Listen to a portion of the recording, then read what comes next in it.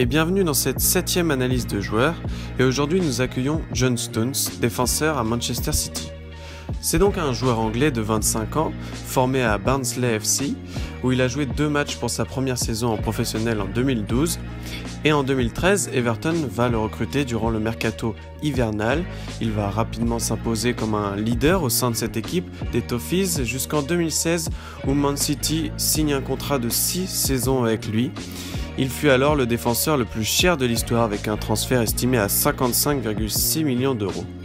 Il évolue également en équipe d'Angleterre et a beaucoup contribué au parcours de cette équipe jusqu'à la demi-finale face à la Croatie, perdue 2-1 après prolongation. Nous allons décomposer cette analyse en 3 parties distinctes. Voici donc la première, son sens de l'anticipation.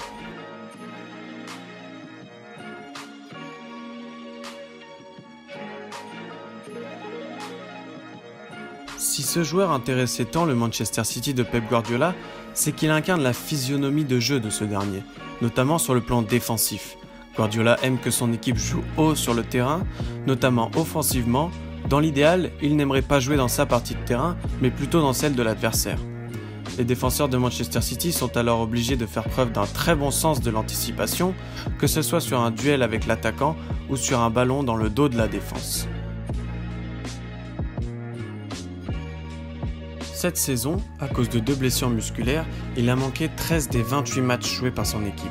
Il était souvent aligné dans le 11 titulaire des Citizens aux côtés d'Aymeric Laporte, lui aussi blessé fin août jusqu'à la mi-saison.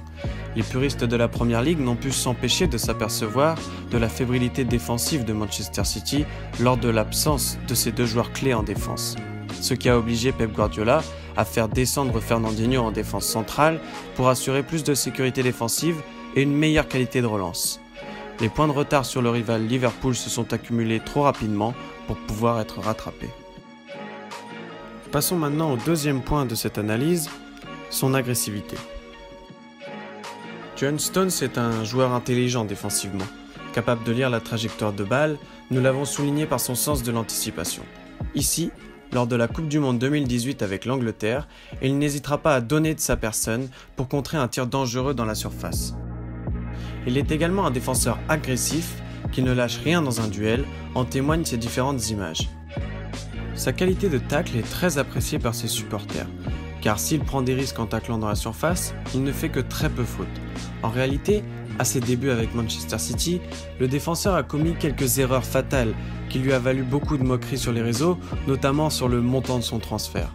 Mais depuis quelques saisons, il ne fait qu'augmenter son taux de passes réussies chaque saison, 90% en 2016, tout en diminuant drastiquement son nombre de fautes. Aujourd'hui, lorsqu'il tacle, il ne fait que très peu souvent faute et ses tacles sont maîtrisés d'une main de maître.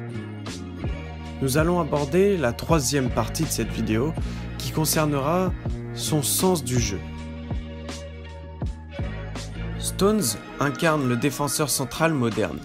On lui voue une qualité défensive intéressante et en constante amélioration, mais ceux qui incarnent le mieux la modernité chez les défenseurs centraux aujourd'hui, c'est leur capacité à participer au jeu de leur équipe, notamment dans les grands clubs européens.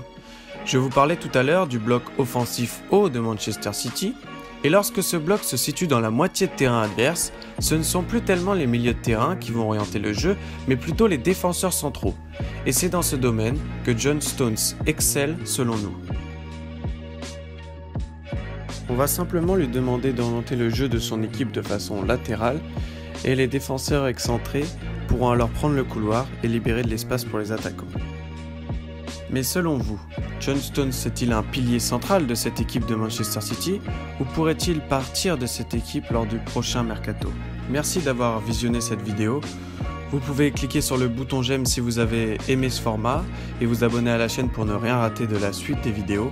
Nous vous invitons à débattre dans l'espace commentaires pour pouvoir discuter des qualités de ce joueur et nous vous disons à la semaine prochaine pour une nouvelle vidéo.